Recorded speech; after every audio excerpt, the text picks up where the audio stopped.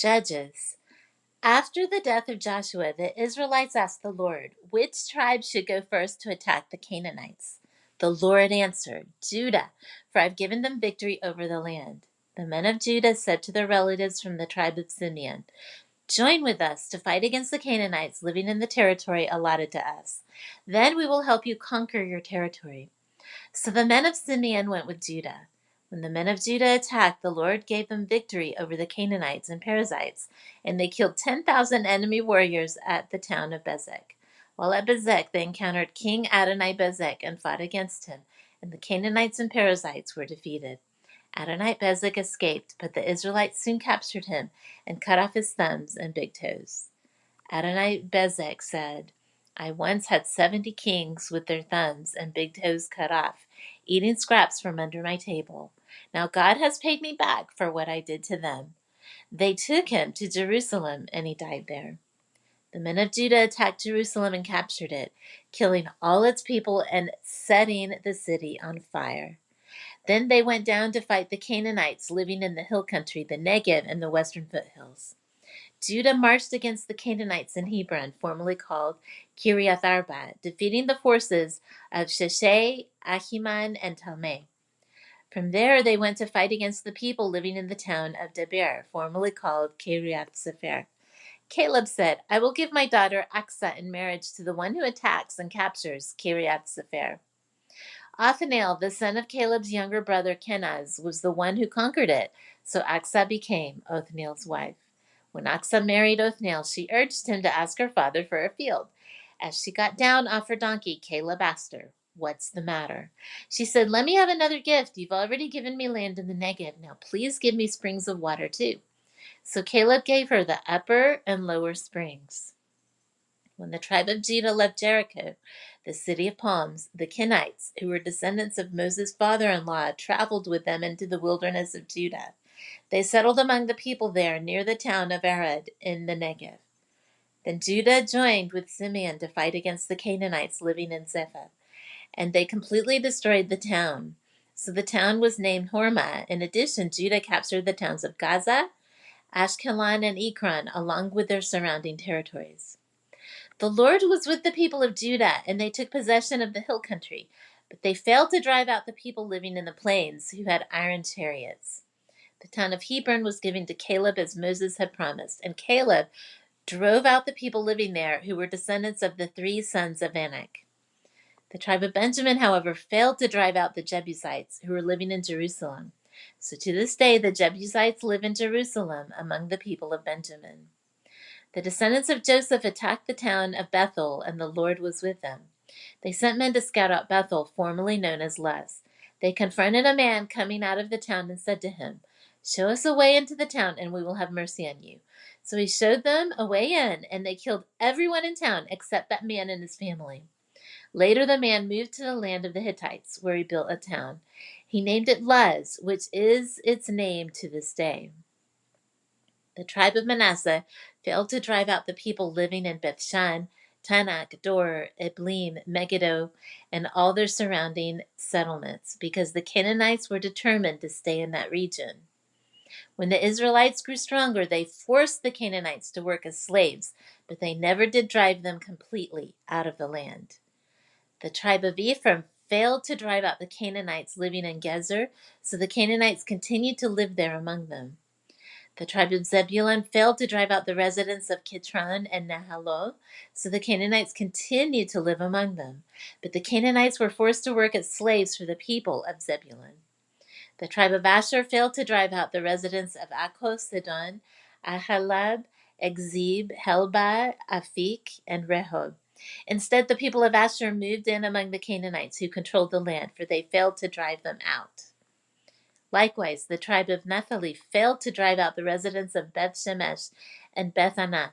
Instead, they moved in among the Canaanites who controlled the land. Nevertheless, the people of Beth-Shemesh and Beth-Anath were forced to work as slaves for the people of Naphtali. As for the tribe of Dan, the Amorites forced them back into the hill country and would not let them come down into the plains. The Amorites were determined to stay in Mount Heres, Ajalon, and Shalbim. But when the descendants of Joseph became stronger, they forced the Amorites to work as slaves. The boundary of the Amorites ran from Scorpion Pass to Selah and continued upward from there. The angel of the Lord went up from Gilgal to Bochim and said to the Israelites, I brought you out of Egypt into this land, and I swore to give your ancestors, and I said I would never break my covenant with you. For your part, you were not to make any covenants with the people living in this land. Instead, you were to destroy their altars, but you disobeyed my command. Why did you do this? So now I declare that I will no longer drive out the people living in your land. They will be thorns in your sides, and their gods will be a constant temptation to you. When the angel of the Lord finished speaking to all the Israelites, the people wept loudly. So they called the place Bochim, which means weeping, and they offered sacrifices there to the Lord. After Joshua sent the people away, each of the tribes left to take possession of the land allotted to them. And the Israelites served the Lord throughout the lifetime of Joshua and leaders who outlived him, those who had seen all the great things the Lord had done for Israel. Joshua, son of Nun, the servant of the Lord, died at the age of 110. They buried him in the land he had been allocated at Timnath-serah in the hill country of Ephraim, north of Mount Gaash. After that generation died, another generation grew up who did not acknowledge the Lord or remember the mighty things he had done for Israel. The Israelites did evil in the Lord's sight and served the images of Baal. They abandoned the Lord, the God of their ancestors, who had brought them out of Egypt. They went after other gods, worshiping the gods of the people around them, and they angered the Lord. They abandoned the Lord to serve Baal and the images of Ashtoreth. This made the Lord burn with anger against Israel, so he handed them over to raiders who stole their possessions. He turned them over to their enemies all around, and they were no longer able to resist them. Every time Israel went out to battle, the Lord fought against them, causing them to be defeated, just as he had warned, and the people were in great distress. Then the Lord raised up judges to rescue the Israelites from their attackers. Yet Israel did not listen to the judges, but prostituted themselves by worshiping other gods. How quickly they turned away from the path of their ancestors, who had walked in obedience to the Lord's commands. Whenever the Lord raised up a judge over Israel, he was with that judge and rescued the people from their enemies throughout the judge's lifetime. For the Lord took pity on his people who were burdened by oppression and suffering. But when the judges died, the people returned to their corrupt ways, behaving worse than those who had lived before them. They went after other gods, serving and worshiping them, and they refused to give up their evil practices and stubborn ways. So the Lord burned with anger against Israel. He said, because these people have violated my covenant, which I made with their ancestors, and have ignored my commands, I will no longer drive out the nations that Joshua left unconquered when he died. I did this to test Israel to see whether or not they would follow the ways of the Lord as their ancestors did. That is why the Lord left those nations in place. He did not quickly drive them out or allow Joshua to conquer them all. These are the nations that the Lord left in the land to test those Israelites who had not experienced the wars of Canaan. He did this to teach warfare to generations of Israelites who had no experience in battle. These are the nations, the Philistines, those living under the 5 Philistine rulers, all the Canaanites, the Sidonians, and the Hivites, living in the mountains of Lebanon from Mount Baal-hermon to Lebo-hamath. These people were left to test the Israelites, to see whether they would obey the commands the Lord had given to their ancestors through Moses. So the people of Israel lived among the Canaanites, Hittites, Amorites, Perizzites, Hivites, and Jebusites. And they intermarried with them. Israelite sons married their daughters, and Israelite daughters were given in marriage to their sons, and the Israelites served their gods.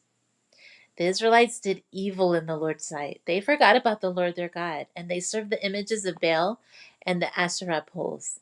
Then the Lord burned with anger against Israel, and he turned them over to King Cushan Rishathaim of Aram Naharaim. And the Israelites served Cushan Rishathaim for 8 years. When the people of Israel cried out to the Lord for help, the Lord raised up the rescuer to save them. His name was Othniel, the son of Caleb's younger brother Kenaz. The Spirit of the Lord came upon him, and he became Israel's judge. He went to war against King Cushan Rishathaim of Aram, and the Lord gave Othniel victory over him. So there was peace in the land for 40 years. Then Othniel, son of Kenaz, died.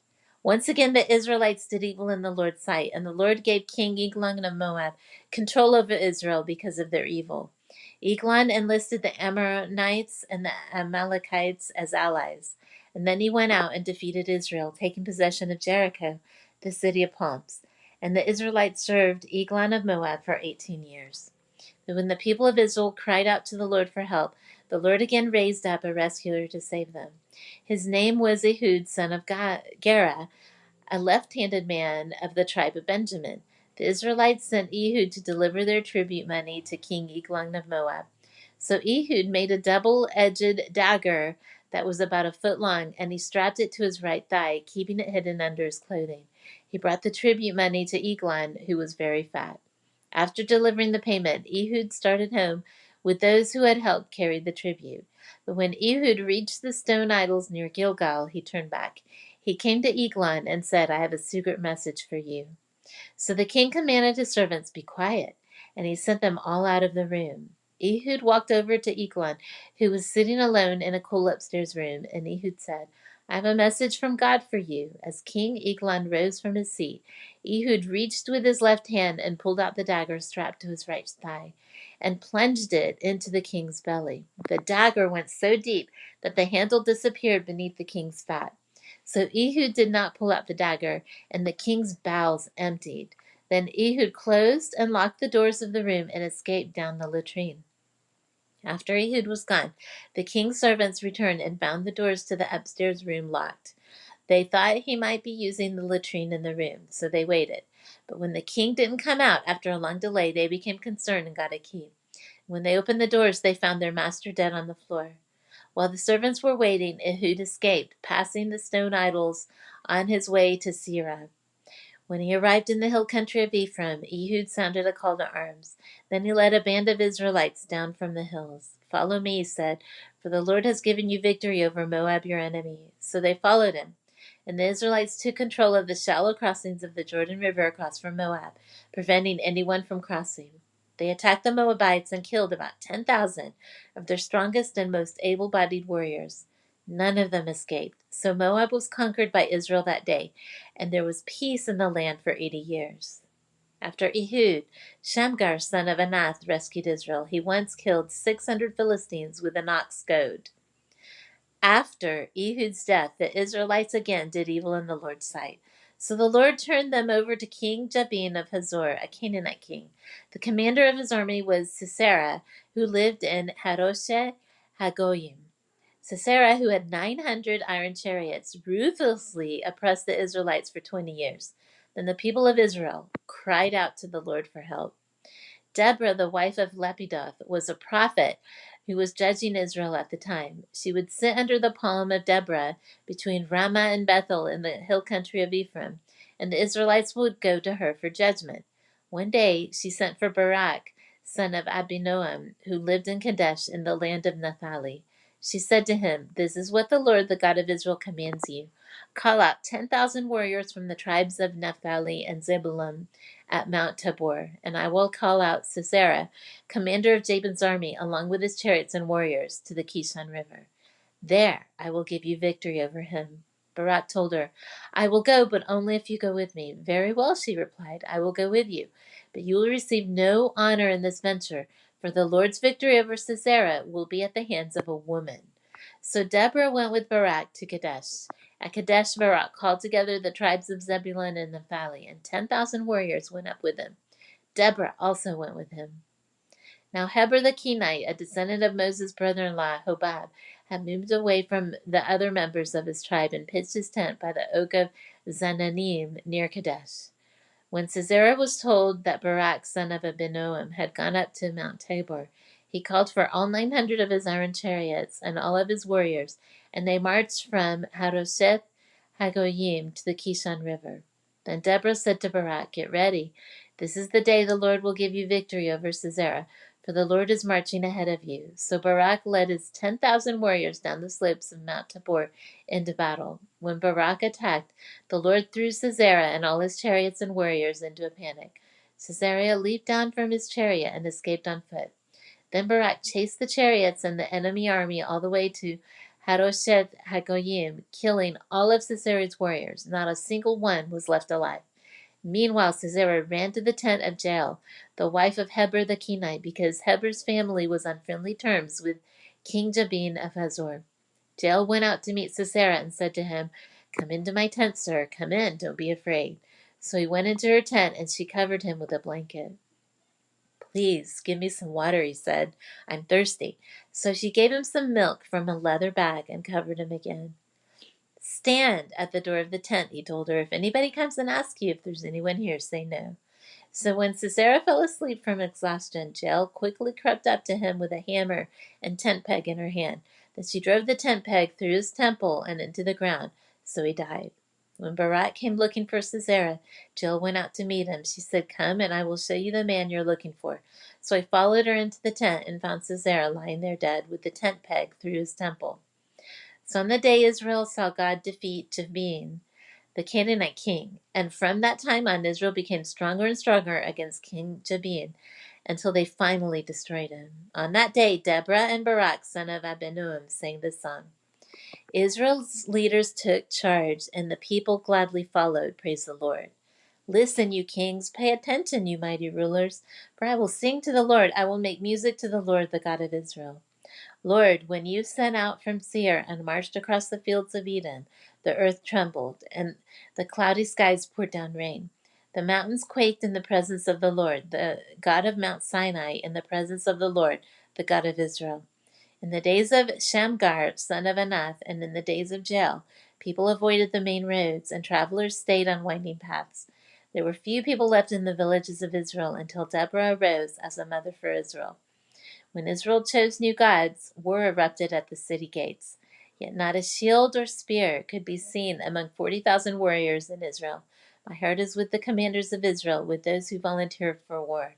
Praise the Lord. Consider this, you who ride on fine donkeys, you who sit on fancy saddle blankets, and you who walk along the road. Listen to the village musicians gathered at the watering holes. They recount the righteous victories of the Lord and the victories of his villagers in Israel. Then the people of the Lord marched down to the city gates. Wake up, Deborah, wake up. Wake up, and sing a song. Arise, Barak. Let your captives away, son of Abinoam. Down from Tabor marched the few against the nobles. The people of the Lord marched down against mighty warriors. They came down from Ephraim, a land that once belonged to the Amalekites. They followed you, Benjamin, with your troops. From Machir the commanders marched down. From Zebulun came those who carry a commander's staff. The princes of Issachar were with Deborah and Barak. They followed Barak, rushing into the valley. But in the tribe of Reuben there was great indecision. Why did you sit at home among the sheepfolds to hear the shepherds whistle for their flocks? Yes, in the tribe of Reuben there was great indecision. Gilead remained east of the Jordan, and why did Dan stay home? Asher sat unmoved at the seashore, remaining in his harbors, but Zebulun risked his life, as did Naphtali on the heights of the battlefield. The kings of Canaan came and fought, as Tanakh near Megiddo Springs, but they carried off no silver treasures. The stars fought from heaven. The stars in their orbits fought against Sisera. The Kishon River swept them away, the ancient torrent, the Kishon. March on with courage, my soul. Then the horses' hooves hammered the ground, the galloping of Sisera's mighty steeds. Let the people of Meroz be cursed, said the angel of the Lord. Let them be utterly cursed, because they did not come to help the Lord against the mighty warriors. Most blessed among women is Jael, the wife of Heber the Kenite. May she be blessed above all women who live in tents. Sisera asked for water, and she gave him milk. In a bowl fit for nobles, she brought him yogurt. Then with her left hand she reached for a tent peg, and with her right hand for the workman's hammer. She struck Sisera with the hammer, crushing his head. With a shattering blow she pierced his temples. He sank, he fell, he lay still at her feet, and where he sank, there he died. From the window Sisera's mother looked out. Through the window she watched for his return, saying, "Why is this chariot so long in coming? Why don't we hear the sound of chariot wheels?" Her wise women answer, and she repeats these words to herself. They must be dividing the captured plunder with a woman or two for every man. There will be colorful robes for Sisera and colorful embroidered robes for me. Yes, the plunder will include colorful robes embroidered on both sides. Lord, may all your enemies die like Sisera. But may those who love you rise like the sun in all its power. There was peace in the land for 40 years. The Israelites did evil in the Lord's sight, so the Lord handed them over to the Midianites for 7 years. The Midianites were so cruel that the Israelites made hiding places for themselves in the mountains, caves, and strongholds. Whenever the Israelites planted their crops, marauders from Midian, Amalek, and the people of the east would attack Israel, camping in the land and destroying crops as far away as Gaza. They left the Israelites with nothing to eat, taking all the sheep, goats, cattle, and donkeys. These enemy hordes, coming from their livestock and tents, were as thick as locusts. They arrived on droves of camels, too numerous to count, and they stayed until the land was stripped bare. So Israel was reduced to starvation by the Midianites. Then the Israelites cried out to the Lord for help. When they cried out to the Lord because of Midian, the Lord sent a prophet to the Israelites. He said, "This is what the Lord, the God of Israel, says. I brought you up out of slavery in Egypt. I rescued you from the Egyptians and from all who oppressed you. I drove out your enemies and gave you the land. I told you, I'm the Lord your God. You must not worship the gods of the Amorites, in whose land you now live. But you have not listened to me." And the angel of the Lord came and sat beneath the great tree of Ophrah, which belonged to Joash of the clan of Abiezer. Gideon, son of Joash, was threshing wheat at the bottom of a winepress to hide the grain from the Midianites. The angel of the Lord appeared to him and said, "Mighty hero, the Lord is with you." "Sir," Gideon replied, "if the Lord is with us, why has all this happened to us? And where are all the miracles our ancestors told us about? Didn't they say, 'The Lord brought us up out of Egypt'? But now the Lord has abandoned us and handed us over to the Midianites." Then the Lord turned to him and said, "Go with the strength you have and rescue Israel from the Midianites. I am sending you." "But Lord," Gideon replied, "how can I rescue Israel? My clan is the weakest in the whole tribe of Manasseh, and I'm the least in my entire family."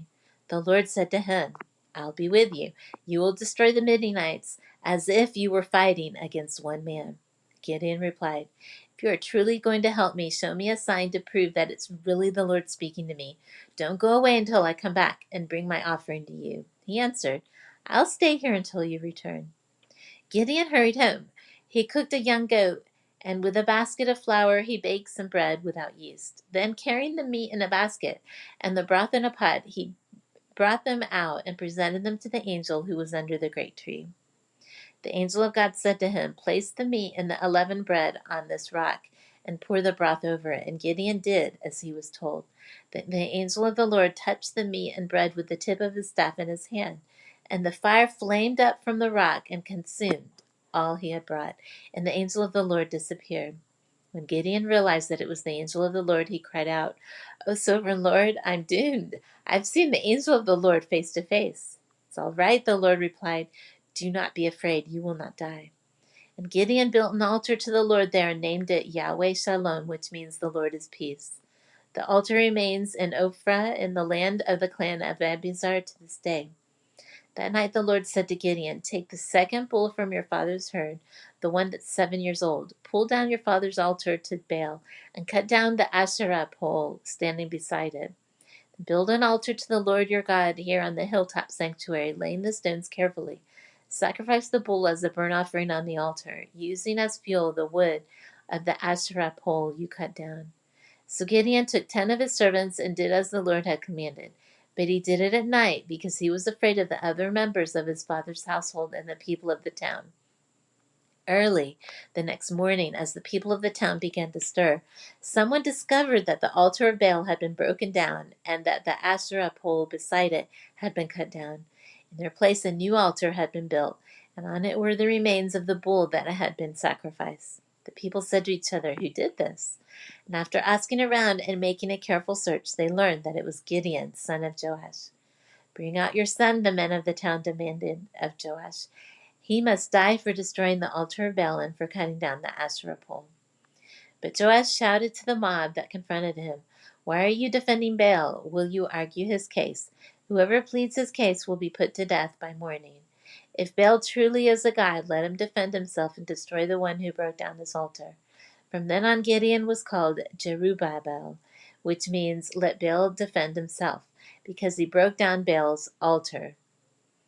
Soon afterward, the armies of Midian, Amalek, and the people of the east formed an alliance against Israel and crossed the Jordan, camping in the valley of Jezreel. Then the Spirit of the Lord clothed Gideon with power.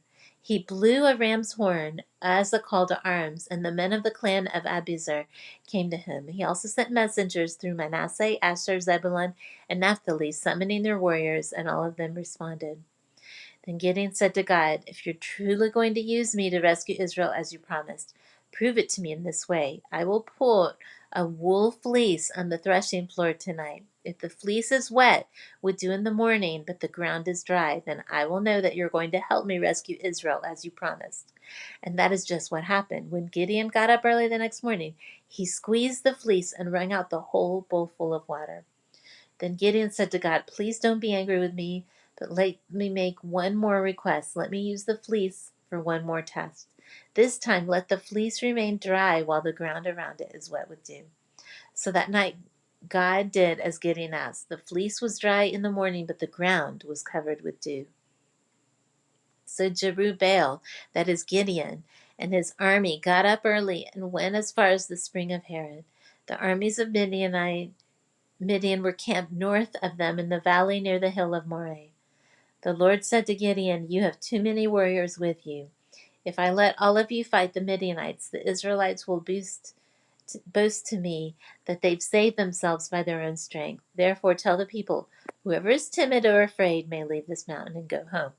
So 22,000 of them went home, leaving only 10,000 who were willing to fight.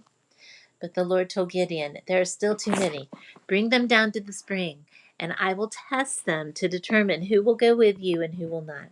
When Gideon took his warriors down to the water, the Lord told him, "Divide the men into two groups. In one group, put all those who cup water in their hands and lap it up with their tongues like dogs. In the other group, put all those who kneel down and drink with their mouths in the stream." Only 300 of the men drank with their hands. All the others got down on their knees and drank with their mouths in the stream. The Lord told Gideon, "With these 300 men I will rescue you and give you victory over the Midianites. Send all the others home." So Gideon collected the provisions and ram's horns of the other warriors and sent them home. But he kept the 300 men with him. The Midianite camp was in the valley just below Gideon.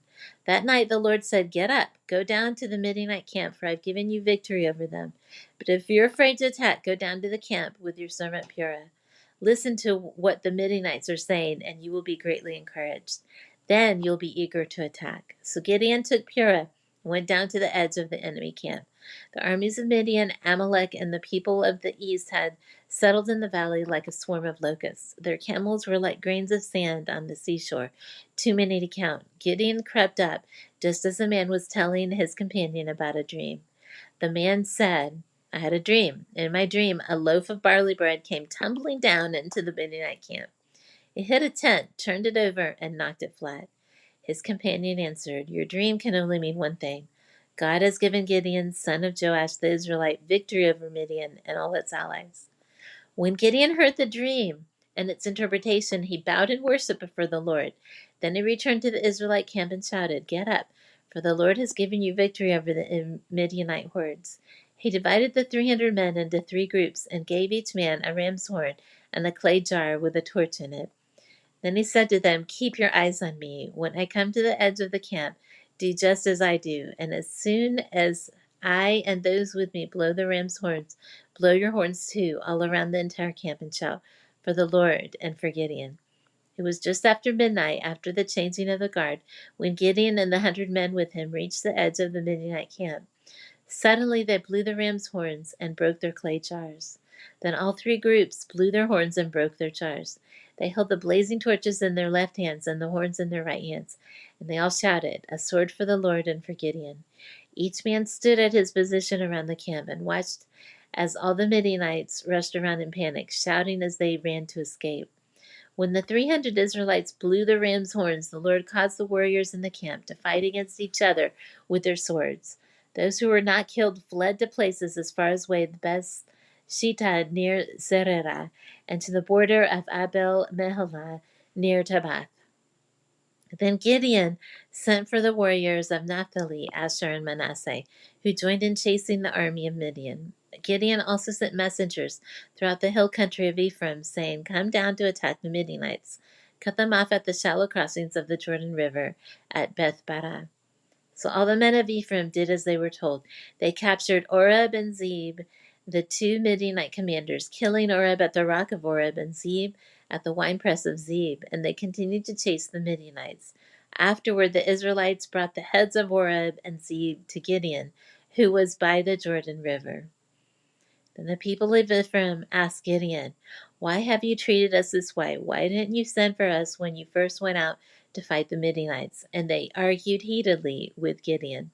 But Gideon replied, What have I accomplished compared to you? Aren't even the leftover grapes of Ephraim's harvest better than the entire crop of my little clan of Abiezer? God gave you victory over Oreb and Zeb, the commanders of the Midianite army. What have I accomplished compared to that?" When the men of Ephraim heard Gideon's answer, their anger subsided. Gideon then crossed the Jordan River with his 300 men, and though exhausted, they continued to chase the enemy. When they reached Succoth, Gideon asked the leaders of the town, "Please give my warriors some food. They are very tired. I'm chasing Zebah and Zalmunna, the kings of Midian." But the officials of Succoth replied, "Catch Zebah and Zalmunna first, and then we will feed your army." So Gideon said, "After the Lord gives me victory over Zebah and Zalmunna, I will return and tear your flesh with the thorns and briars from the wilderness." From there Gideon went up to Peniel and again asked for food, but he got the same answer. So he said to the people of Peniel, "After I return in victory, I will tear down this tower." But this time Zebah and Zalmunna were in Karkor with about 15,000 warriors, all that remained of the allied armies of the east, for 120,000 had already been killed. Gideon circled around by the caravan route east of Noblah and Jogbehah, taking the Midianite army by surprise. Zebah and Zalmunna, the two Midianite kings, fled, but Gideon chased them down and captured all their warriors. After this, Gideon returned from the battle by way of Heres-Paz. There he captured a young man from Succoth and demanded that he write down the names of all the 77 officials and elders in the town. Gideon then returned to Succoth and said to the leaders, "Here are Zebah and Zalmunna. When we were here before, you taunted me, saying, 'Catch Zebah and Zalmunna first, then we'll feed your exhausted army.'" Then Gideon took the elders of the town and taught them a lesson, punishing them with thorns and briars from the wilderness. He also tore down the tower of Peniel and killed all the men in the town. Then Gideon asked Zebah and Zalmunna, "The men you killed at Tabor, what were they like?" "Like you," they replied. "They all had the look of a king's son." "They were my brothers, the son of my own mother," Gideon exclaimed. "As surely as the Lord lives, I wouldn't kill you if you hadn't killed them."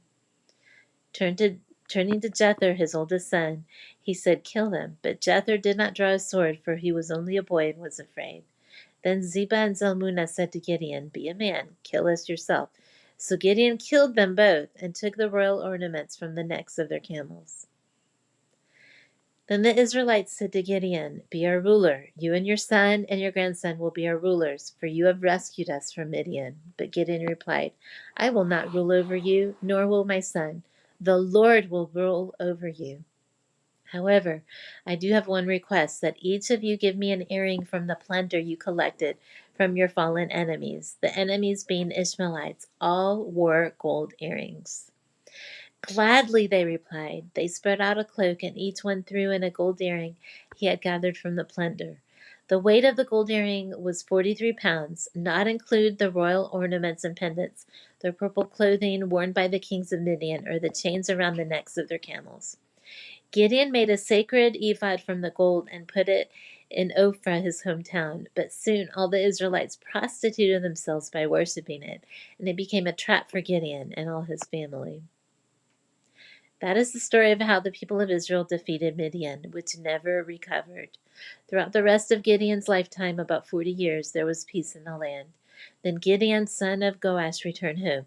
He had 70 sons born to him, for he had many wives. He also had a concubine in Shechem, who gave birth to a son, whom he named Abimelech. Gideon died when he was very old, and he was buried in the grave of his father Joash at Ophrah, in the land of the clan of Abiezer. But as soon as Gideon died, the Israelites prostituted themselves by worshiping the images of Baal, making Baal-berith their god. They forgot the Lord their God who had rescued them from all their enemies surrounding them. Nor did they show any loyalty to the family of Jerubbaal, that is Gideon, despite all the good he had done for Israel. One day, Gideon's son Abimelech went to Shechem to visit his uncles, his mother's brothers.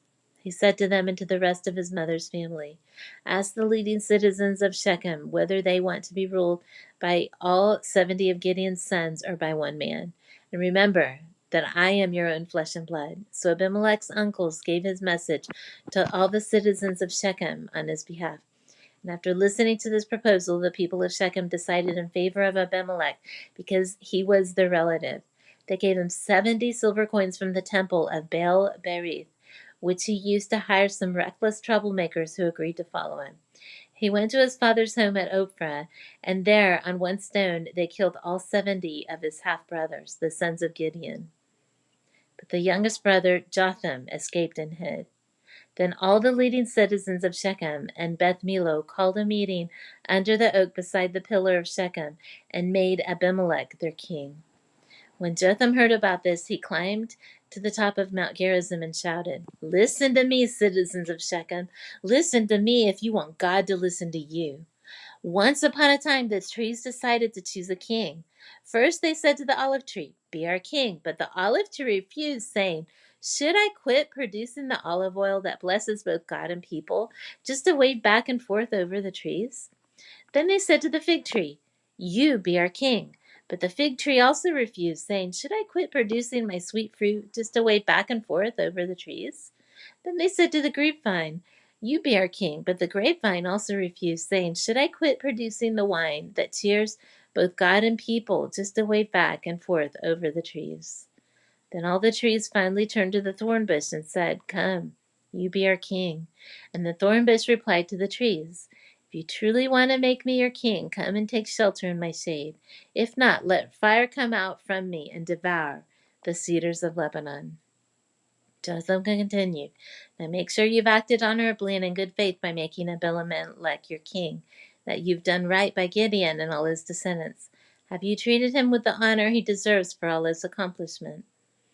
For he fought for you and risked his life when he rescued you from the Midianites. But today you've revolted against my father and his descendants, killing his 70 sons on one stone, and you've chosen his slave woman's son, Abimelech, to be your king, just because he's your relative. If you've acted honorably and in good faith towards Gideon and his descendants today, then may you find joy in Abimelech, and may he find joy in you. But if you have not acted in good faith, then may fire come out from Abimelech and devour the leading citizens of Shechem and Beth Millo, and may fire come out from the citizens of Shechem and Beth Millo and devour Abimelech." Then Jotham escaped and lived in Beer because he was afraid of his brother Abimelech. After Abimelech had ruled over Israel for 3 years, God sent a spirit that stirred up trouble between Abimelech and the leading citizens of Shechem, and they revolted. God was punishing Abimelech for murdering Gideon's 70 sons, and the citizens of Shechem for supporting him in his treachery of murdering his brothers. The citizens of Shechem set an ambush for Abimelech on the hilltops and robbed everyone who passed that way. But someone warned Abimelech about their plot. One day Gaal, son of Ebed, moved to Shechem and his brothers and gained the confidence of the leading citizens of Shechem. During the annual harvest festival at Shechem, held in the temple of the local god, the wine flowed freely and everyone began cursing Abimelech. "Who is Abimelech?" Gaal shouted. "He's not a true son of Shechem, so why should we be his servants? He's merely the son of Gideon, and this Zebul is merely his deputy. Serve the true sons of Hamor, the founder of Shechem. Why should we serve Abimelech? If I were charged here, I would get rid of Abimelech. I would say to him, 'Get some soldiers and come out and fight.'" But when Zebul, the leader of the city, heard what Gaal was saying, he was furious. He sent messengers to Abimelech in Amorah, telling him, "Gaal, son of Ebed, and his brothers have come to live in Shechem, and now they're inciting the city to rebel against you. Come by night with an army and hide out in the fields. In the morning, as soon as it's daylight, attack the city. When Gael and those who are with him come out against you, you can do with them as you wish." So Abimelech and all his men went by night and split into 4 groups, stationing themselves around Shechem. Gael was standing at the city gates when Abimelech and his army came out of hiding. When Gael saw them, he said to Zebul, "Look, there are people coming down from the hilltops." Zebul replied, "It's just the shadows on the hills that look like men." But again, Gael said, "No, people are coming down from the hills, and another group is coming down the road past the diviner's oak." Then Zebul turned on him and asked, "Now where is that big mouth of yours? Wasn't it you that said, 'Who's Abimelech, and why should we be his servants?' The men you mocked are right outside the city. Go out and fight them." So Gael led the leading citizens of Shechem into battle against Abimelech. But Abimelech chased him, and many of Shechem's men were wounded and fell along the road as they retreated to the city gate. Abimelech returned to Arumah, and Zebul drove Gael and his brothers out of Shechem. The next day the people of Shechem went out into the fields to battle. When Abimelech heard about it, he divided his men into 3 groups and set an ambush in the fields. When Abimelech saw the people coming out of the city, he and his men jumped up from their hiding places and attacked them. Abimelech and his group stormed the city gate to keep the men of Shechem from getting back in, while Abimelech's other 2 groups cut them down in the fields. The battle went on that day before Abimelech finally captured the city. He killed the people, leveled the city, and scattered salt all over the ground. When the leading citizens who lived in the tower of Shechem heard what had happened, they ran and hid in the temple of Baal-berith. Someone reported to Abimelech that the citizens had gathered in the temple, so he led his forces to Mount Baal-hermon. He took an axe and chopped some branches from a tree, then put them on his shoulder. "Quick, do as I have done," he told his men. So each of them cut down some branches, following Abimelech's example. They piled the branches against the walls of the temple and set them on fire. So all the people who had lived in the tower of Shechem died, about 1,000 men and women. Then Abimelech attacked the town of Thebez and captured it. But there was a strong tower inside the town, and all the men and women, the entire population, fled to it. They barricaded themselves in and climbed up to the roof of the tower. Abimelech followed them to attack the tower, but as he prepared to set fire to the entrance, a woman on the roof dropped a millstone that landed on Abimelech's head and crushed his skull. He quickly said to his younger armor-bearer, "Draw your sword and kill me. Don't let it be said that a woman killed Abimelech." So the young man ran him through with his sword, and he died. When Abimelech's men saw that he was dead, they disbanded and returned to their homes. In this way, God punished Abimelech for the evil he had done against his father by murdering his 70 brothers. God also punished the men of Shechem for all their evil. So the curse of Jotham, son of Gideon, was fulfilled. After Abimelech died, Tola, son of Boaz, son of Dodo, was the next person to rescue Israel. He was from the tribe of Issachar, but lived in the town of Shamir in the hill country of Ephraim. He judged Israel for 23 years. When he died, he was buried in Shamir. After Tola died, Jair from Gilead judged Israel for 22 years. His 30 sons rode around on 30 donkeys, and they owned 30 towns in the land of Gilead, which are still called the towns of Jair. When Jair died, he was buried in Canaan. Again, the Israelites did evil in the Lord's sight. They served the images of Baal and Ashtoreth and the gods of Aram, Sidon, Moab, Ammon, and Philistia. They abandoned the Lord and no longer served him at all. So the Lord burned with anger against Israel, and he turned them over to the Philistines and the Ammonites, who began to oppress them that year. For 18 years they oppressed all the Israelites east of the Jordan River in the land of the Amorites, that is, in Gilead. The Ammonites also crossed to the west side of the Jordan and attacked Judah, Benjamin, and Ephraim. Then the Israelites were in great distress. Finally, they cried out to the Lord for help, saying, "We have sinned against you because we've abandoned you as our God and have served the images of Baal." The Lord replied, "Did I not rescue you from the Egyptians, the Amorites, the Ammonites, the Philistines, the Sidonians, the Amalekites, and the Maonites? When they oppressed you, you cried out to me for help, and I rescued you. Yet you've abandoned me and served other gods. so I will not rescue you anymore. Go and cry out to the gods you've chosen. Let them rescue you in your hour of distress." But the Israelites pleaded with the Lord and said, "We've sinned. Punish us as you see fit. Only rescue us today from our enemies." Then the Israelites put aside their foreign gods and served the Lord, and he was grieved by their misery. At that time the armies of Ammon had gathered for war and were camped in Gilead, and the people of Israel assembled and camped at Mizpah. The leaders of Gilead said to each other, "Whoever attacks the Ammonites first will become ruler over the people of Gilead." Now Jephthah of Gilead was a great warrior. He was the son of Gilead, but his mother was a prostitute. Gilead's wife also had several sons, and when these half-brothers grew up, they chased Jephthah off the land. "You will not get any of our father's inheritance," they said, "for you are the son of a prostitute." So Jephthah fled from his brothers and lived in the land of Tob. Soon he had a band of worthless rebels following him. At about this time the Ammonites began their war against Israel. When the Ammonites attacked, the elders of Gilead sent for Jephthah in the land of Tob. The elders said, "Come and be our commander. Help us fight the Ammonites." But Jephthah said to them, "Aren't you the ones who hated me and drove me from my father's house? Why do you come to me now when you're in trouble?" "Because we need you," the elders replied. "If you led us in battle against the Ammonites, we will make you ruler over all the people of Gilead."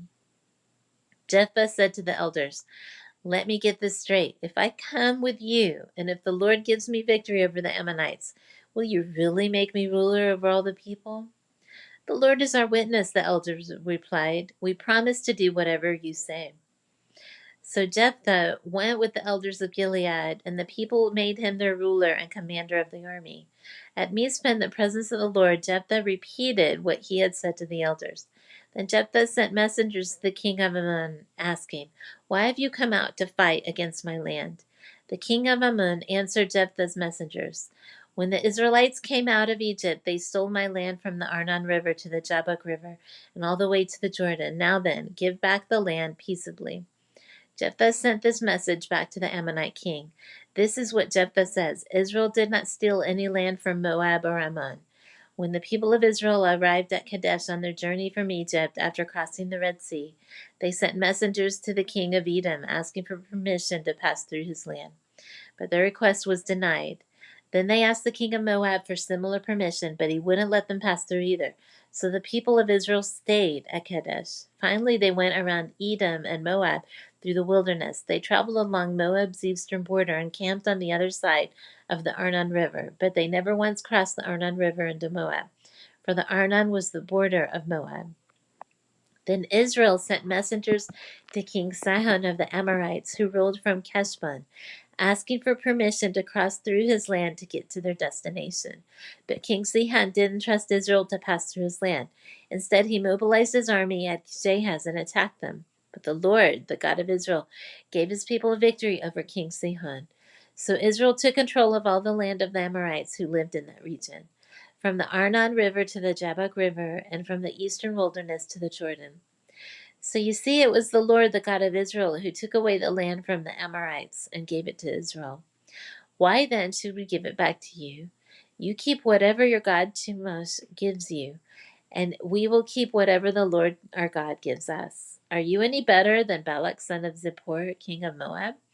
Did he try to make a case against Israel for disputed land? Did he go to war against them?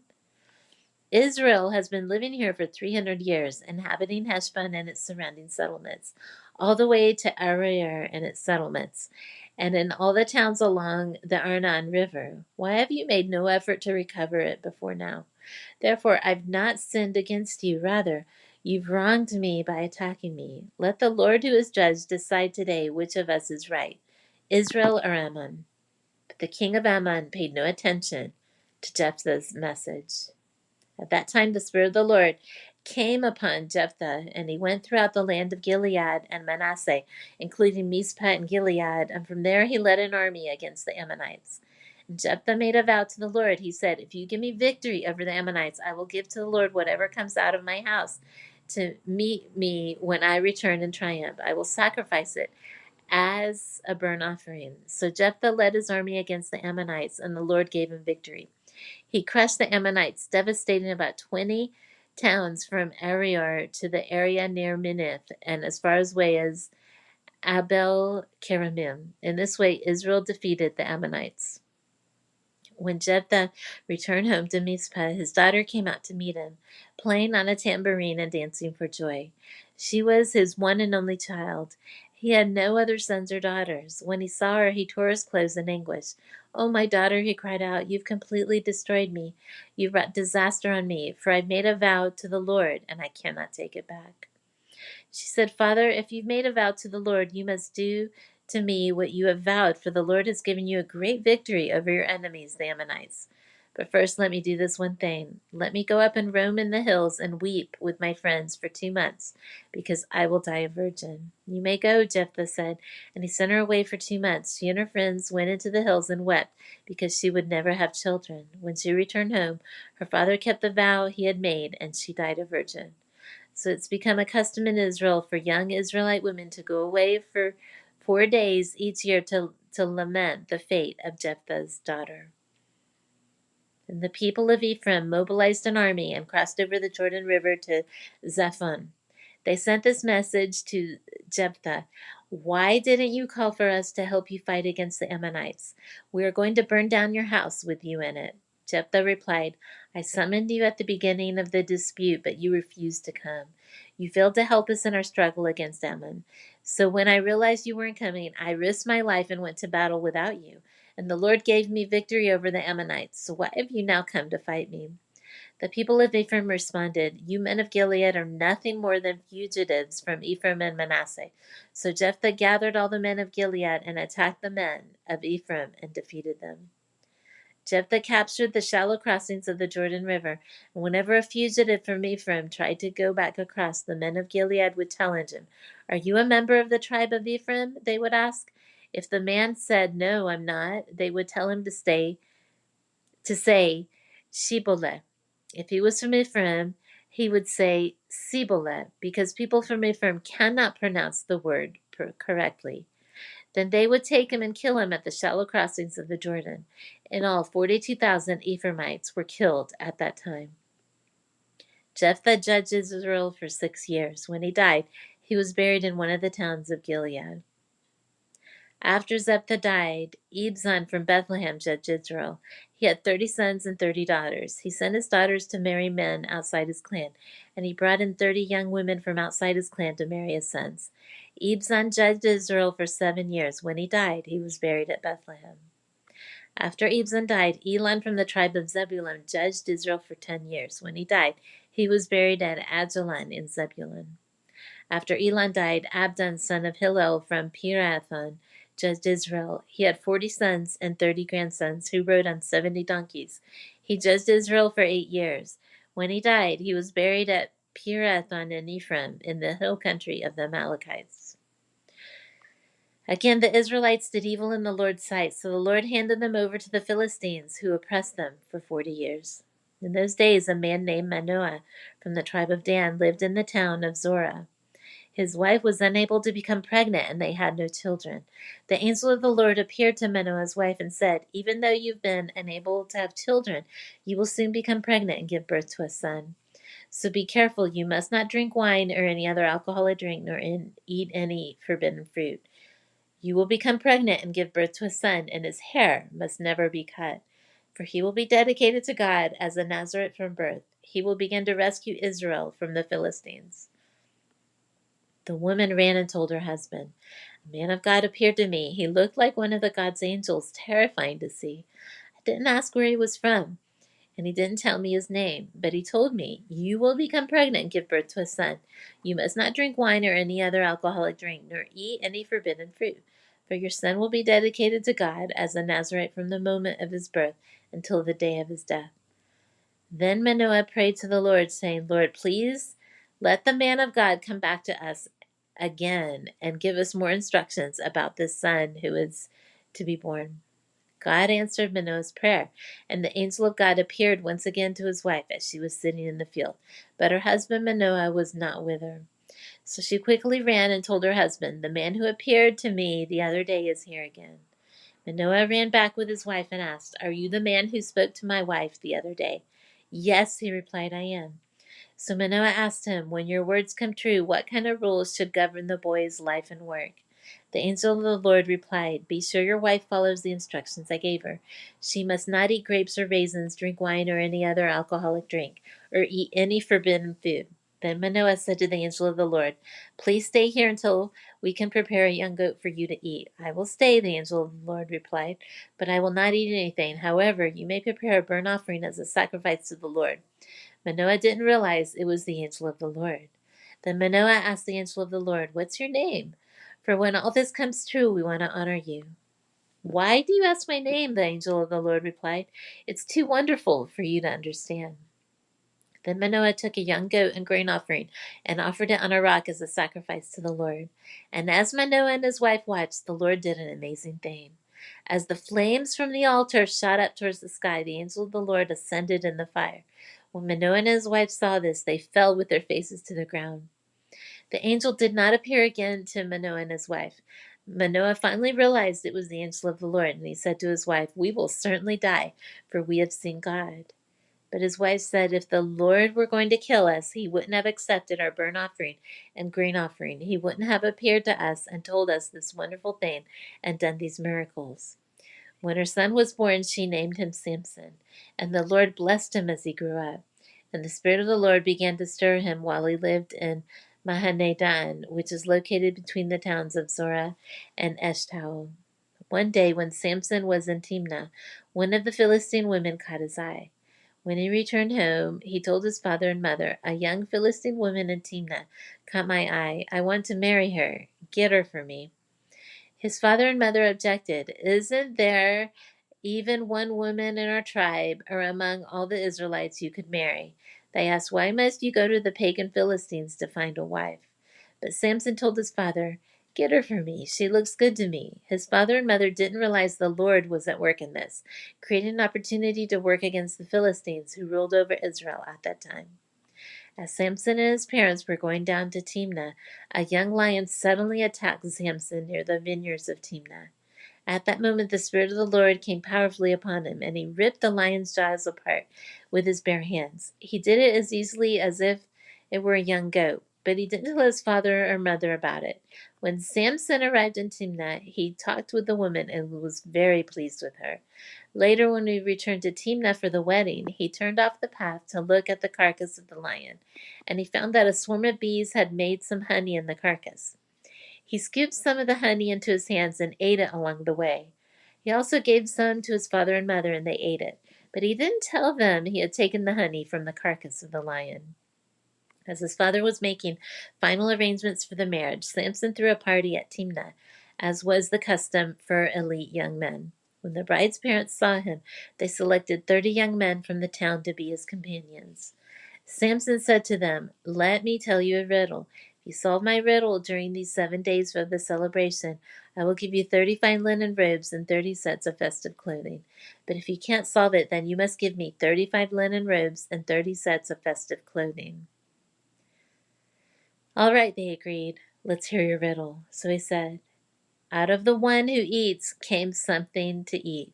Out of the strong came something sweet." 3 days later, they were still trying to figure it out. On the fourth day, they said to Samson's wife, "Entice your husband to explain the riddle for us, or we will burn down your father's house with you in it. Did you invite us to this party just to make us poor?" So Samson's wife came to him in tears and said, "You don't love me, you hate me. You've given my people a riddle, but you haven't told me the answer." "I haven't given the answer to my father or mother," he replied. "Why should I tell you?"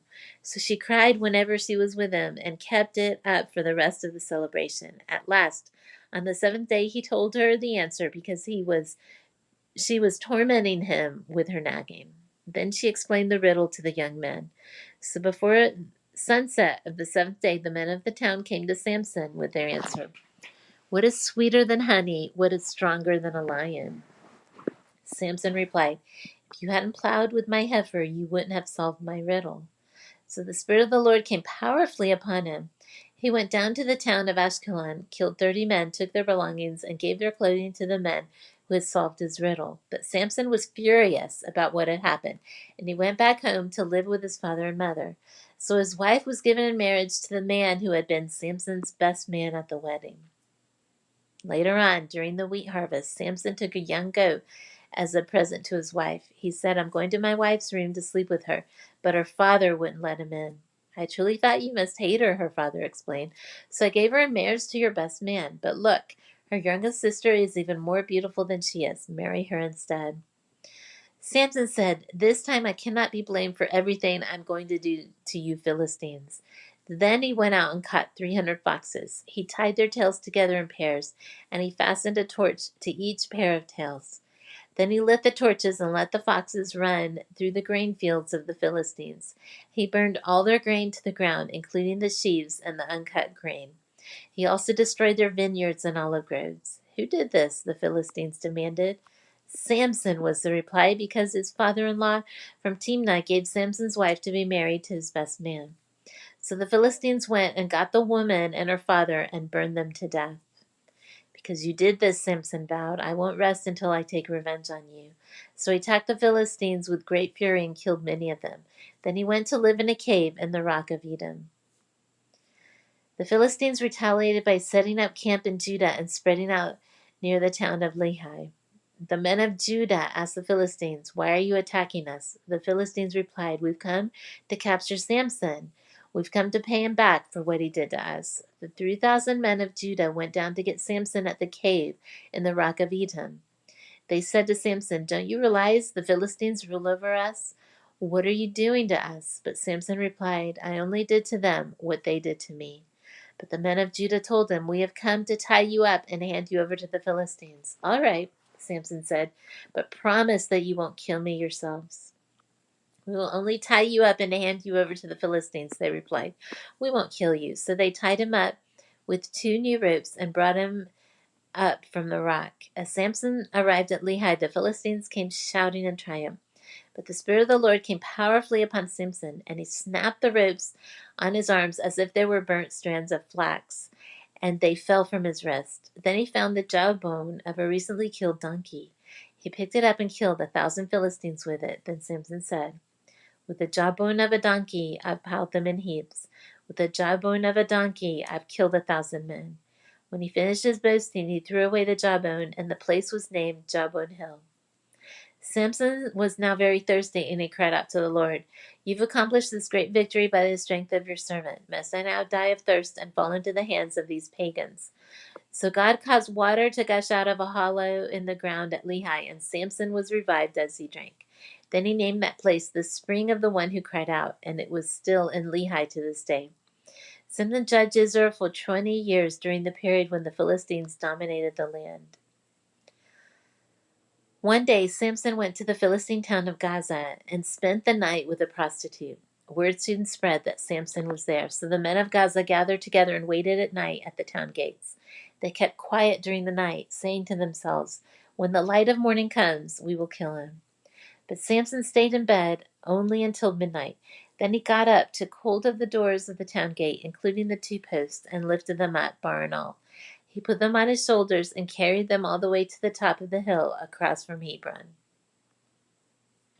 Sometime later, Samson fell in love with a woman named Delilah, who lived in the valley of Sorek. The rulers of the Philistines went to her and said, "Entice Samson to tell you what makes him so strong, and how he can be overpowered and tied up secretly. Then each of us will give you 1,100 pieces of silver." So Delilah said to Samson, "Please tell me what makes you so strong, and what it would take to tie you up securely." Samson replied, "If I were tied up with 7 new bowstrings that have not yet been dried, I would become as weak as anyone else." So the Philistine rulers brought Delilah 7 new bowstrings, and she tied Samson up with them. She had hidden some men in one of the inner rooms of her house, and she cried out, "Samson, the Philistines have come to capture you." But Samson snapped the bowstrings as a piece of string snaps when it's burned by fire. So the secret of his strength was not discovered. Afterward, Delilah said to him, "You've been making fun of me and telling me lies. Now please tell me how you can be tied up securely." Samson replied, "If I were tied up with brand new ropes that have never been used, I would become as weak as anyone else." So Delilah took new ropes and tied him up with them. The men were hiding in the inner room as before, and again Delilah cried out, Samson, the Philistines have come to capture you. But again Samson snapped the ropes from his arms as if they were thread. Then Delilah said, You've been making fun of me and telling me lies. Now tell me how you can be tied up securely. Samson replied, If you were to weave the 7 braids of my hair into the fabric of your loom and tighten it with the loom shuttle, I would become as weak as anyone else. So while he slept, Delilah wove the 7 braids of her hair into the fabric. Then she tightened it with the loom shuttle. Again she cried out, Samson, the Philistines have come to capture you. But Samson woke up, pulled back the loom shuttle, and yanked his hair away from the loom and the fabric. Then Delilah pouted. How can you tell me I love you when you don't share your secrets with me? You made fun of me 3 times now, and you still haven't told me what makes you so strong. She tormented him with her nagging day after day until he was sick to death of it. Finally, Samson shared his secret with her. My hair has never been cut, he confessed, for I was dedicated to God as a Nazarite from birth.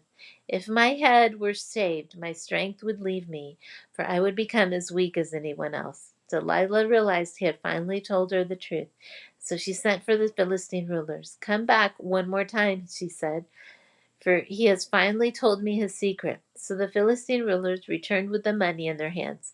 Delilah lulled Samson to sleep with his head in her lap, and then she called in a man to shave off the 7 locks of his hair. In this way she began to bring him down, and his strength left him. Then she cried, Samson, the Philistines have come to capture you. When he woke up, he thought, I will do as before and shake myself free, but he didn't realize the Lord had left him. So the Philistines captured him and gouged out his eyes.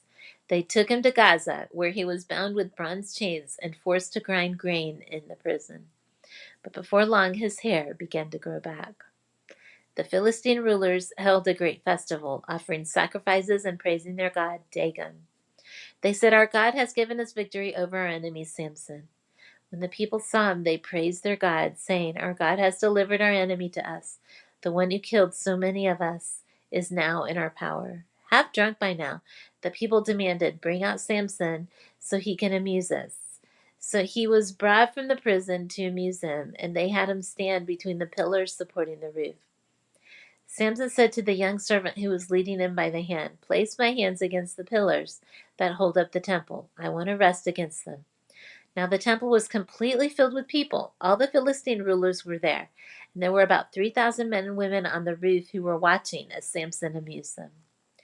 Then Samson prayed to the Lord, Sovereign Lord, remember me again. Oh God, please strengthen me just one more time. With one blow, let me pay back the Philistines for the loss of my 2 eyes. Then Samson put his hands on the 2 center pillars that held up the temple. Pushing against them with both hands, he prayed, Let me die with the Philistines. And the temple crashed down on the Philistine rulers and all the people. So he killed more people when he died than he had during his lifetime. Later, his brothers and other relatives went down to get his body. They took him back home and buried him between Zorah and Eshtaol, where his father Manoah was buried. Samson had judged Israel for 20 years. There was a man named Micah who lived in the hill country of Ephraim. One day he said to his mother, I heard you placed a curse on the person who stole 1,100 pieces of silver from you. Well, I have the money. I was the one who took it. The Lord bless you for admitting it, his mother replied. He returned the money to her, and she said, Now I dedicate these silver coins to the Lord. In honor of my son, I have an image carved with an idol cast. So when he returned the money to his mother, she took 200 silver coins and gave them to a silversmith who made them into an image and idol. These were placed in Micah's house. Micah set up a shrine for the idol, and he made a sacred ephod and some household idols. Then he installed one of his sons as his personal priest. In those days, Israel had no king. All the people did whatever seemed right in their own eyes. One day a young Levite who had been living in Bethlehem in Judah arrived at that area. He had left Bethlehem in search of another place to live, and as he traveled he came to the hill country of Ephraim. He happened to stop at Micah's house as he was traveling through.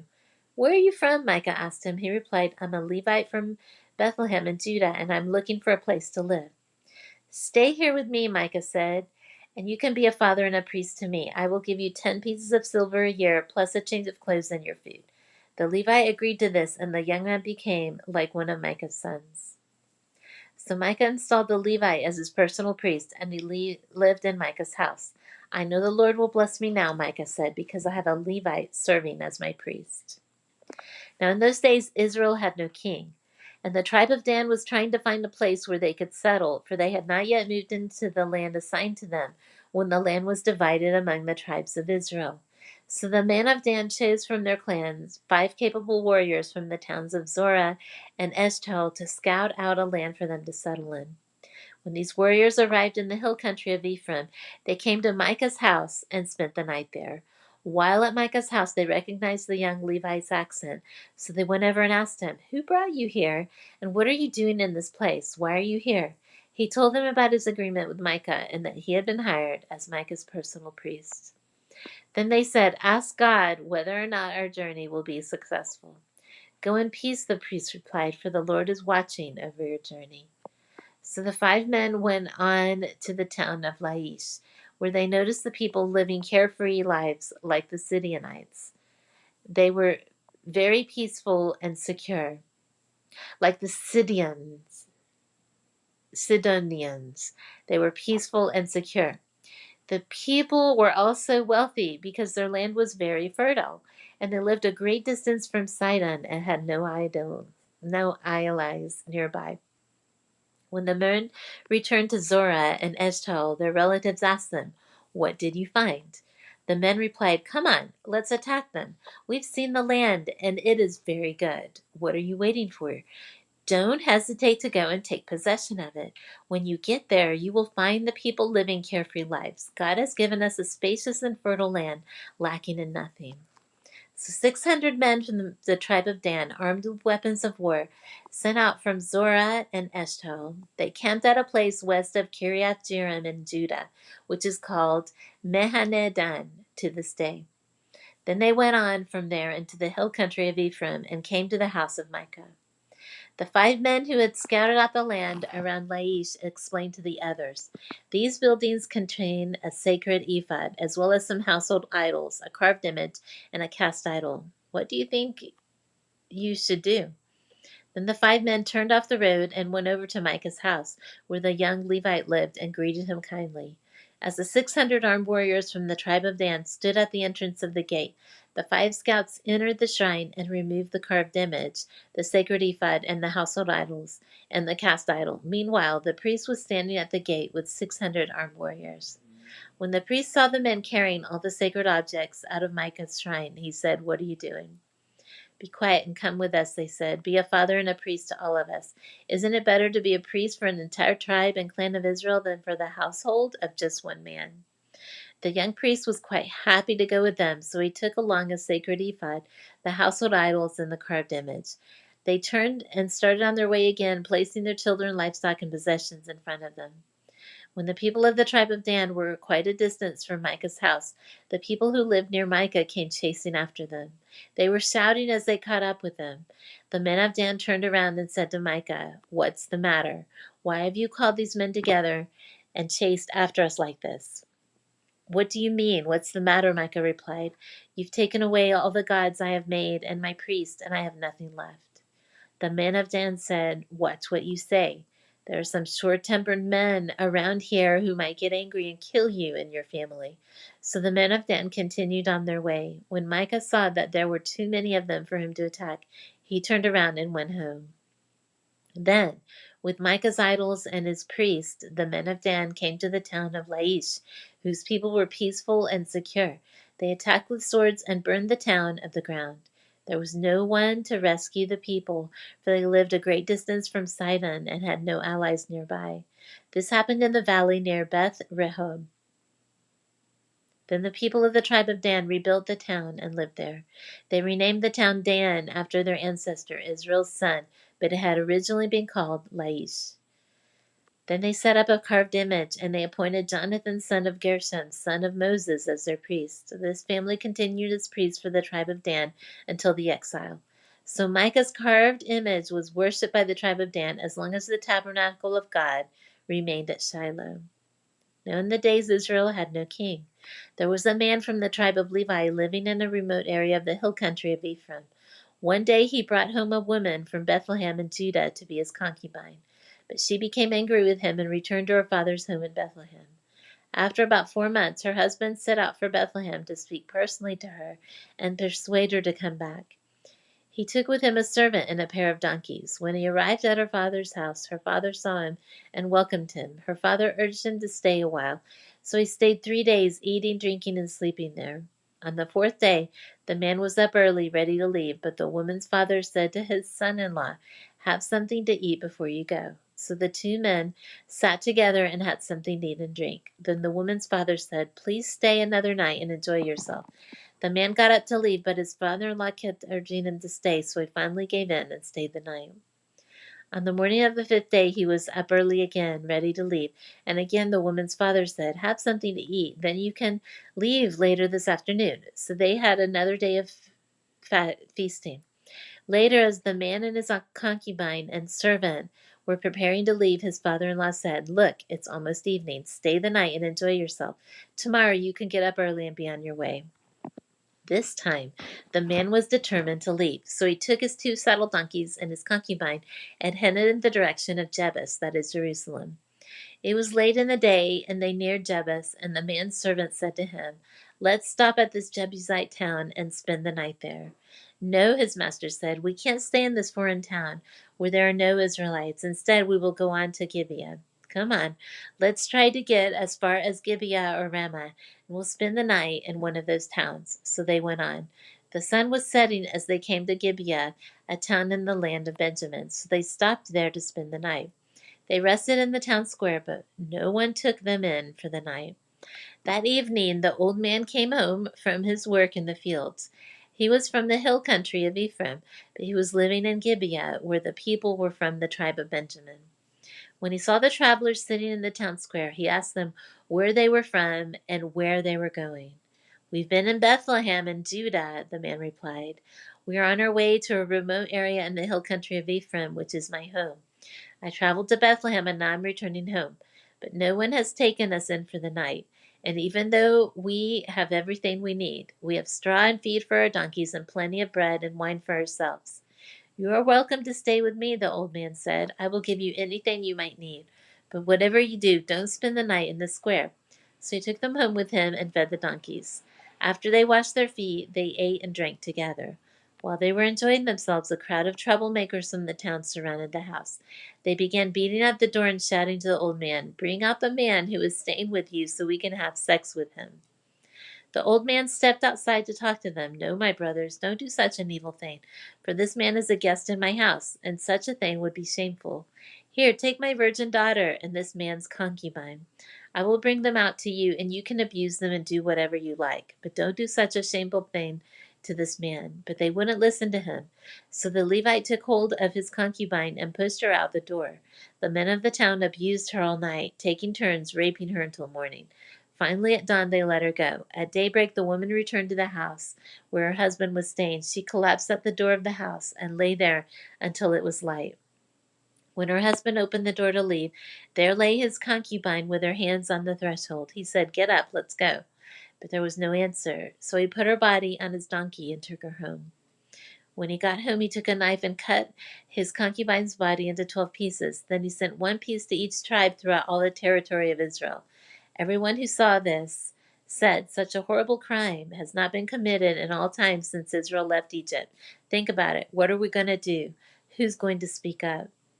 Then all the Israelites were united as one man, from Dan in the north of Beersheba in the south, including those from across the Jordan in the land of Gilead. The entire community assembled in the presence of the Lord at Mizpah. The leaders of all the people and all the tribes of Israel, 400,000 warriors armed with swords, took their positions in the assembly of the people of God. Word soon reached the land of Benjamin that their tribes had gone up to Mizpah. The Israelites then asked how this terrible crime had happened. The Levite, the husband of the woman who had been murdered, said, "My concubine and I came to spend the night in Gibeah, a town that belongs to the people of Benjamin. That night some of the leading citizens of Gibeah surrounded the house, planning to kill me, and they raped my concubine until she was dead. So I cut her body in 12 pieces and sent the pieces throughout the territory assigned to Israel, for these men have committed a terrible and shameful crime. Now then, all of you, the entire community of Israel, you must decide here and now what should be done about this." And all the people rose to their feet in unison and declared, "None of us will return home. No, not even one of us. Instead, this is what we will do to Gibeah. We will draw lots to decide who will attack it. 1/10 of the men from each tribe will be chosen to supply the warriors with food. The rest of us will take revenge on Gibeah of Benjamin for this shameful thing they have done in Israel." So all the Israelites were completely united, and they gathered together to attack the town. The Israelites sent messengers to the tribe of Benjamin, saying, "What a terrible thing has been done among you. Give up those evil men, those troublemakers from Gibeah, so we can execute them and purge Israel of this evil." But the people of Benjamin would not listen. Instead, they came from their towns and gathered at Gibeah to fight the Israelites. And all 26,000 of their warriors armed with swords arrived in Gibeah to join the 700 elite troops who lived there. Among Benjamin's elite troops, 700 were left-handed, and each of them could sling a rock and hit a target within a hair's breadth without missing. Israel had 400,000 experienced soldiers armed with swords, not counting Benjamin's warriors. Before the battle, the Israelites went to Bethel and asked God, "Which tribe should go first to attack the people of Benjamin?" The Lord answered, "Judah is to go first." So the Israelites left early the next morning and camped near Gibeah. Then they advanced towards Gibeah to attack the men of Benjamin. But Benjamin's warriors, who were defending the town, came out and killed 22,000 Israelites on the battlefield that day. But the Israelites encountered each other and took their positions again at the same place they had fought the previous day. For they had gone up to Bethel and wept in the presence of the Lord until evening. They had asked the Lord, "Should we fight against our relatives from Benjamin again?" And the Lord said, "Go out and fight against them." So the next day they went out again to fight against the men of Benjamin. But the men of Benjamin killed another 18,000 Israelites, all of whom were experienced with the sword. Then all the Israelites went up to Bethel and wept in the presence of the Lord and fasted until evening. They also brought burnt offerings and peace offerings to the Lord. The Israelites went up seeking direction from the Lord. In those days the ark of the covenant of God was in Bethel, and Phinehas son of Eleazar and grandson of Aaron was the priest. The Israelites asked the Lord, "Should we fight against our relatives from Benjamin again, or should we stop?" The Lord said, "Go, tomorrow I will hand them over to you." So the Israelites set an ambush all around Gibeah. They went out on the third day and took their positions at the same place as before. When the men of Benjamin came out to attack, they were drawn away from the town, and as they had done before, they began to kill the Israelites. About 30 Israelites died in the open fields and along the roads, one leading to Bethel and the other leading back to Gibeah. Then the warriors of Benjamin shouted, "We're defeating them as we did before." But the Israelites had planned in advance to run away so that the men of Benjamin would chase them along the roads and be drawn away from the town. When the main group of Israelite warriors reached Baal-Tamar, they turned and took upon their positions. Meanwhile, the Israelites hiding in ambush to the west of Gibeah jumped up to fight. There were 10,000 elite Israeli troops who advanced against Gibeah. The fighting was so heavy that Benjamin didn't realize the impending disaster. So the Lord helped Israel defeat Benjamin, and that day the Israelites killed 25,100 of Benjamin's warriors, all of whom were experienced swordmen. Then the men of Benjamin saw that they were beaten. The Israelites had retreated from Benjamin's warriors in order to give those hiding in ambush more room to maneuver against Gibeah. Then those who were hiding rushed in from all sides and killed everyone in the town. They had arranged to send up a large cloud of smoke from the town as a signal. When the Israelites saw the smoke, they turned and attacked Benjamin's warriors. But that time Benjamin's warriors had killed about 30 Israelites, and they shouted, "We're defeating them as we did in the first battle." But when the warriors of Benjamin looked behind them and saw the smoke rising in the sky from every part of the town, the men of Israel turned and attacked. At this point, the men of Benjamin became terrified because they realized disaster was close at hand. So they turned around and fled before the Israelites towards the wilderness.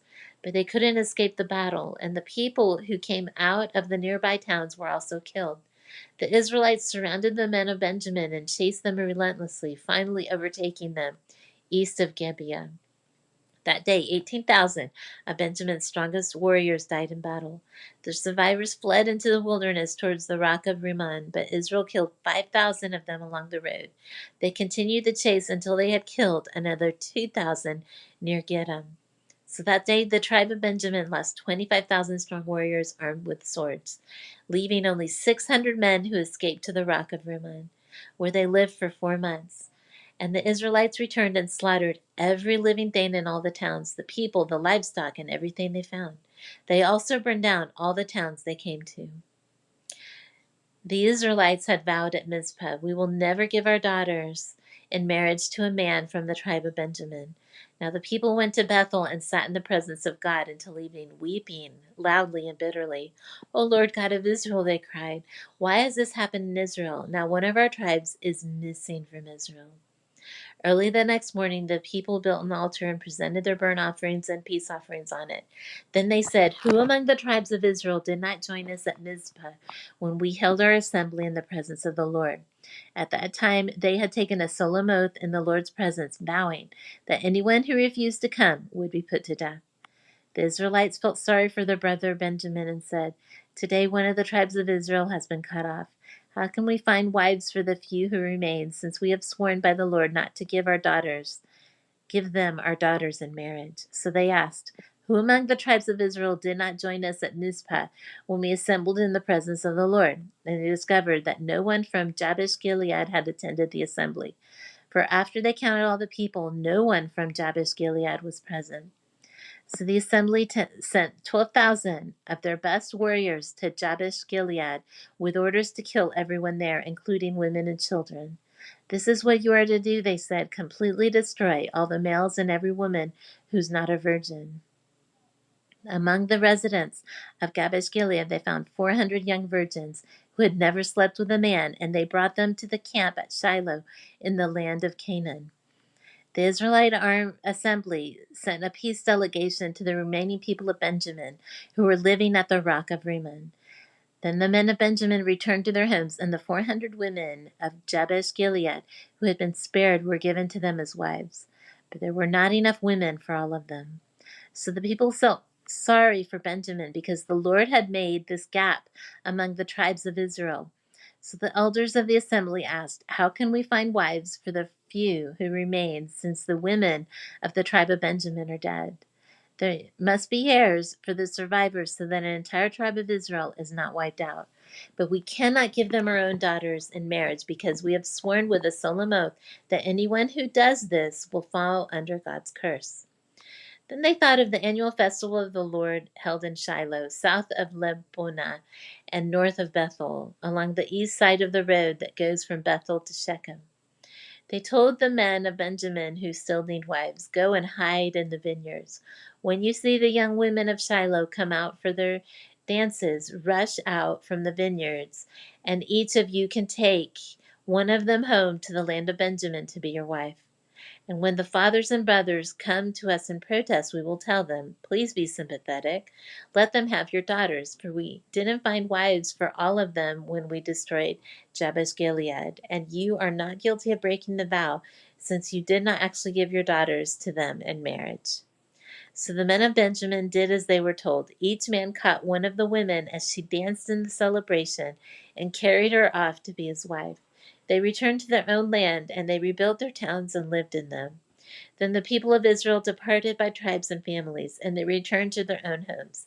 In those days, Israel had no king. All the people did whatever seemed right in their own eyes.